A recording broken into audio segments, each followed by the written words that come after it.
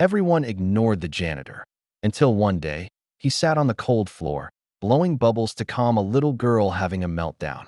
What he didn't know? Her mother owned the entire building, and she was watching. Before diving into the story, comment where you're watching from and don't forget to subscribe so you won't miss the latest stories. It all started on a cold Monday morning inside one of the busiest corporate buildings in New York City. The place buzzed with urgency. Expensive shoes clicked across the marble floors. Coffee-fueled executives barked into Bluetooth headsets. Elevators dinged nonstop. Phones rang from every corner. Everyone was in a hurry. Everyone had somewhere important to be in. One noticed. The janitor, an older black man in a navy uniform, quietly pushing his mop bucket down the gleaming hallway. He moved slowly but deliberately, humming to himself as he worked, carefully sidestepping the river of rushing shoes. His name was Marcus. He had worked in this building for over 20 years. To most, he was invisible, just the janitor. But Marcus? He noticed everything. That's how he saw her. A little girl, sitting alone on the lobby floor. Blonde hair tied in a ponytail. Pink sneakers, one untied. Tiny fingers clenched over her ears. Her eyes darted around the room, overwhelmed by the noise, the people, the chaos. Her name was Lily. 6 years old. She had slipped away from her nanny for just a moment, and now she was completely lost in the middle of Manhattan. People passed by. Some gave her a glance. Others stepped around her like she was a puddle. Nobody stopped.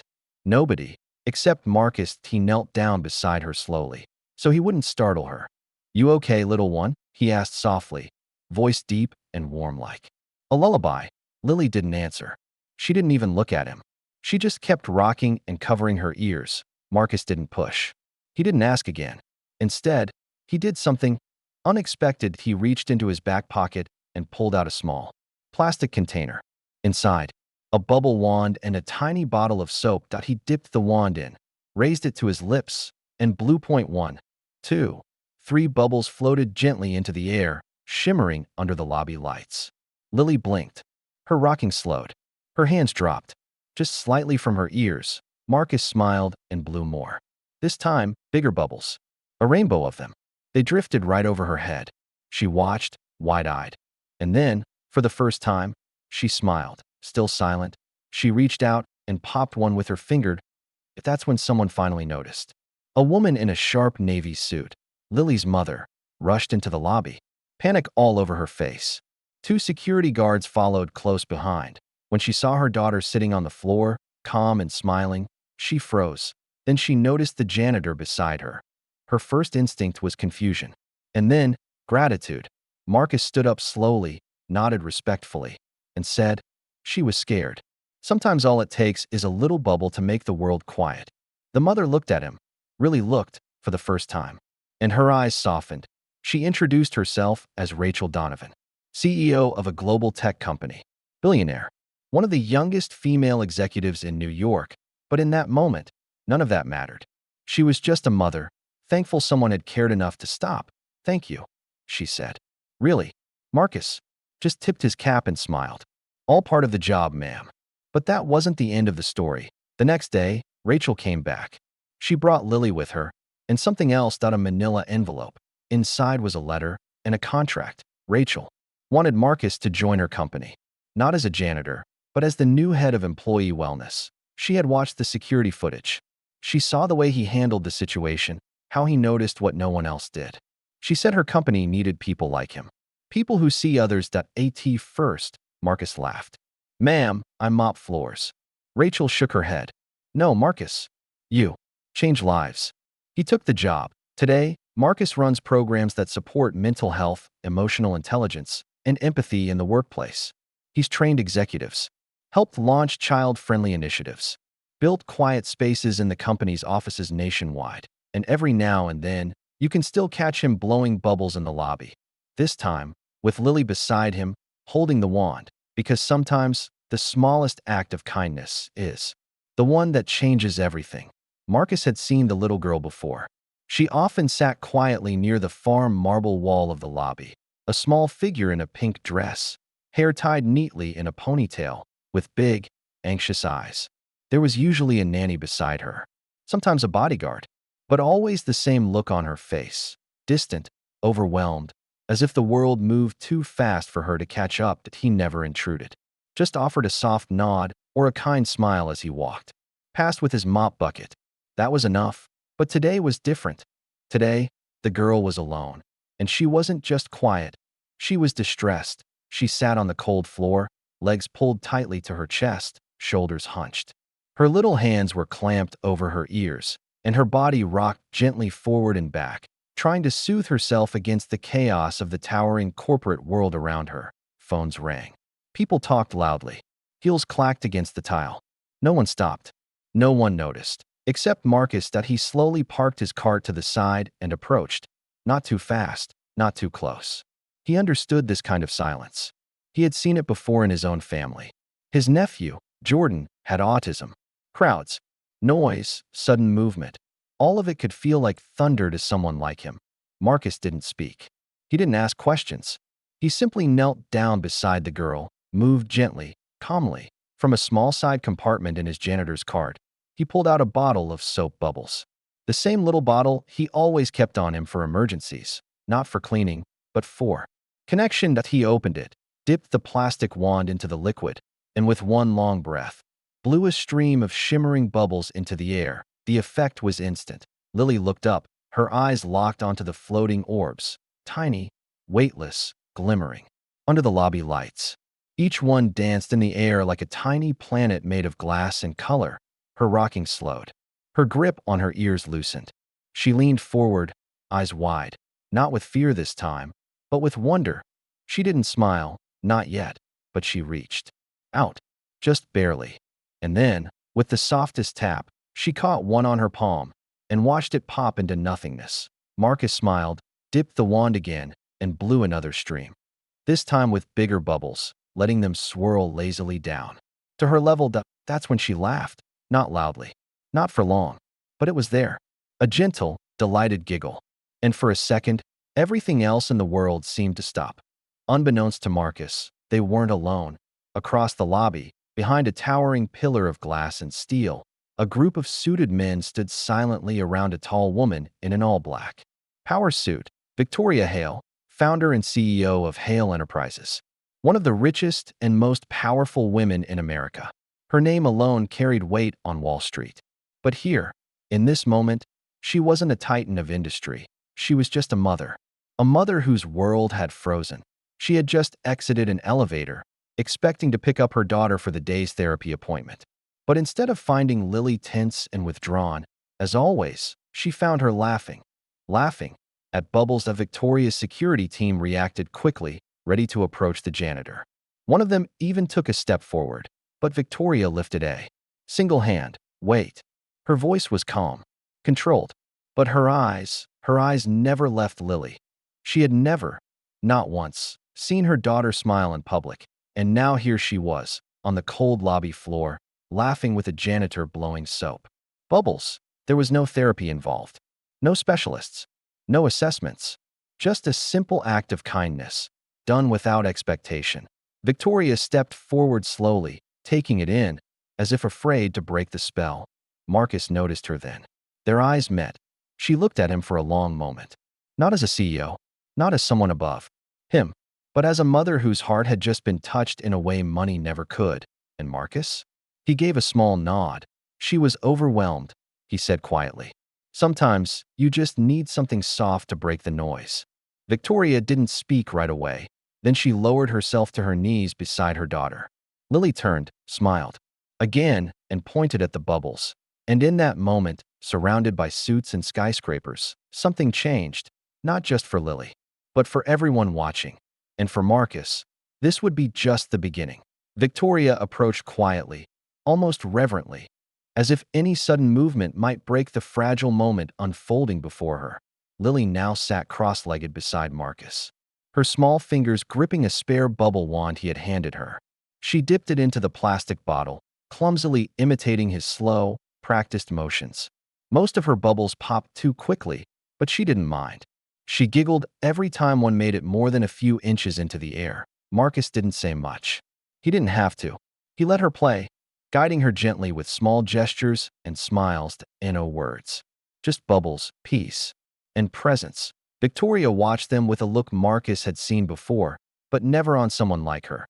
This was a woman used to control, used to answers. But now, for the first time in perhaps years, she was simply still. Finally, she stepped forward. She usually doesn't respond to strangers, she said quietly. Marcus turned slightly, not expecting her to speak. His expression shifted to concern. I'm sorry, ma'am. I didn't mean to overstep. I just saw she was, but… She interrupted him, voice firm yet warm. No, please, don't apologize. That's the calmest I've seen her, ever. There was a silence between them, not awkward, but thoughtful. Then, she extended her hand. I'm Victoria Hale. Marcus accepted the handshake, nodding. Marcus. Just Marcus. Of course, he knew who she was. The whole city did. Her face was on business magazines. Her speeches aired at leadership conferences. She was one of the youngest self-made billionaires in the country. Tech mogul, philanthropist, visionary. But in this moment, none of that mattered. She wasn't Victoria Hale, the empire builder. She was just a mother watching her daughter finally breathe. I've spent the last 4 years trying everything, Victoria confessed, her eyes still on Lily. Occupational therapy, sensory rooms, private tutors, every treatment money could buy. She paused. But nothing's ever worked like this. Marcus looked at her, surprised. I didn't do much, ma'am. Just bubbles. She smiled faintly. That's exactly the point. Victoria crouched down beside her daughter. Lily instinctively leaned toward her, but kept her focus on her bubble wand. She was calm, present, not withdrawn or overwhelmed. That it was like seeing a new version of her child for the first time. Victoria looked back at Marcus. You did something most professionals haven't been able to do. Marcus shifted uncomfortably, wiping his hands on his uniform. I have a nephew like her, he said quietly. Jordan. He's on the spectrum. Gets overwhelmed easy. I used to keep bubbles in my pocket when I'd pick him up from school. He chuckled. Funny thing about bubbles, they don't ask questions. They don't make noise. They just float. Victoria smiled again, this time with a hint of awe. Tell me something, she asked, her tone shifting just slightly. What are you doing here? I mean, working as a janitor? Marcus shrugged. Been here 20 years. Started when I needed stable work after my sister passed. Raised my nephew. Paid the bills. Got comfortable. She tilted her head. Comfortable? Or unseen? That question hung in the air for a moment that he didn't answer. He didn't need to. Victoria stood again and looked around the vast lobby. Its marble floors, massive screens, endless streams of people in expensive clothes moving right past the man who had just helped her daughter like no one else had. She turned back to him. You belong somewhere people see you. Marcus looked at her cautiously. What are you saying? She pulled a sleek black business card from her purse and handed it to him. I'm starting something new. A wellness initiative inside my company, Real Wellness. Not just yoga classes and fruit water. I want someone who understands people, who sees them before they speak, who knows what healing looks like, even when it comes in the form of soap bubbles. He took the card slowly, unsure if she was serious. She was. Come by the office tomorrow, she said. Let's talk. Marcus glanced down at the card.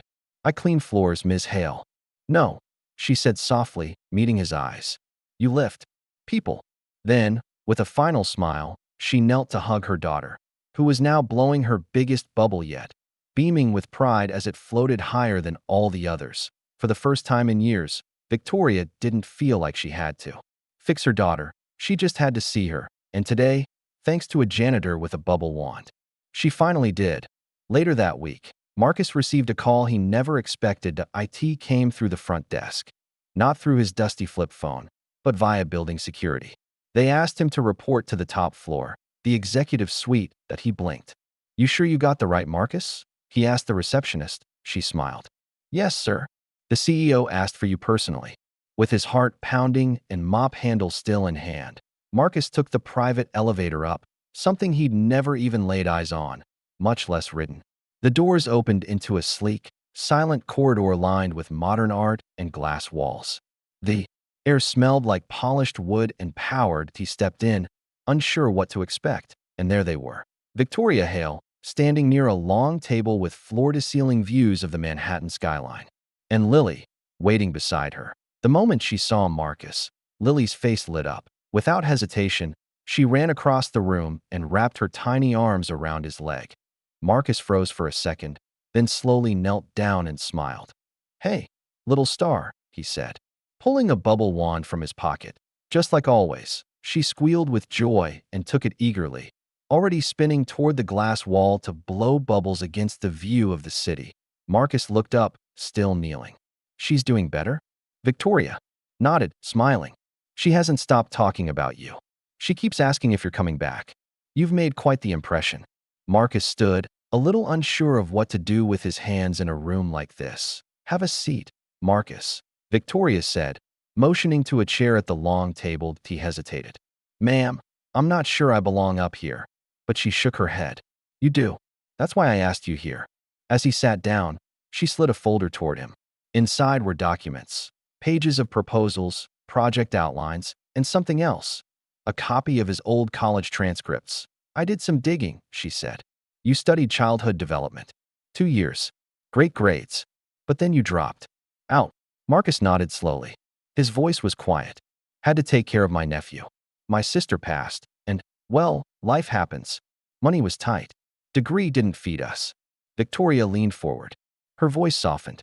"How would you like to finish your degree, fully paid?" Marcus blinked. What? I'll cover tuition, housing, books. Everything," she said. "Not as charity. As a partnership." He was speechless. She continued. "I'm launching a new foundation. For children like Lily. Children who don't respond to typical systems. We'll focus on emotional intelligence, sensory-friendly environments, alternative therapies. But more importantly, we'll build it with people who see children the way you saw my daughter." Marcus looked down at the papers, his rough hands trembling slightly. "You helped Lily in a way no expert ever could," she said. "You didn't analyze her. You didn't try to fix her. You simply sat beside her. You listened. You saw her." His throat tightened. He looked up. "I never had a title for what I did. I just did what felt right." Victoria smiled. "That's why I need you." He paused, still trying to process the enormity of the offer. After a long silence, he finally spoke. "You don't know what this means to me." "I think I do," she replied softly. Then Lily came skipping back, bubble wand in hand. "More, please," she chirped. Marcus laughed, a deep, joyful sound. "Always." He dipped the wand and blew a long stream. The bubbles floated toward the high glass windows, reflecting the skyline in rainbow hues. And for a moment, in the heart of a billion-dollar office tower, it was just the three of them.